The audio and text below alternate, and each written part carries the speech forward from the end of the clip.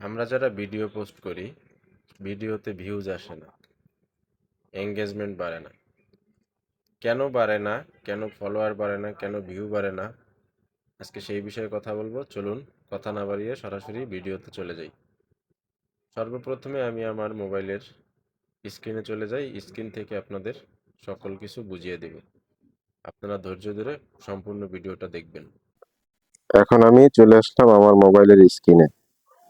সর্বপ্রথম আমার ফেসবুক আইডির যে প্রোফাইল আছে সেখানে ঢুকবো এবং একটু রিফ্রেশ দিয়ে নিলাম এবং আইডিতে ঢুকবো। এখন আইডিতে চলে আসলাম। এখন আমি যাব পার্সোনাল ড্যাশবোর্ড। এখানে দেখতে পাচ্ছেন অ্যাবাউট নামে যে অপশনটি আছে, অ্যাবাউটের উপরে ক্লিক করব।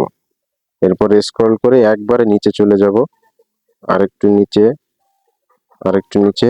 এইখানে দেখতে পাচ্ছেন সি অল ফ্রেন্ড। এরপরে আমরা সি অল ফ্রেন্ডে ক্লিক করব। এইখানে আপনি দেখতে পাচ্ছেন আপনার ৪৮২৪ জন ফ্রেন্ড আছে। এখানে ম্যানেজ অপশনটায় ক্লিক করব। এরপরে ম্যানেজ অপশনে ক্লিক করে এখানে দেখতে পাচ্ছি লিস্ট ইনজেক্টেড উইথ, মানে আপনার সাথে যারা দীর্ঘদিন যাবত যোগাযোগ রাখেনি কিন্তু ফ্রেন্ড লিস্টে জায়গা করে বসে আছে ১৫৮ জন।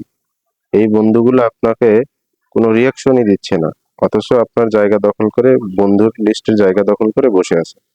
এখান থেকে আপনি একে একে আনফ্রেন্ডও করতে পারবেন, একটা একটা করে আনফ্রেন্ড করতে পারবেন এবং একসাথে সিলেক্ট করেও আনফ্রেন্ড করতে পারবেন। এভাবেই একটা একটা করে আনফ্রেন্ড করতে হয়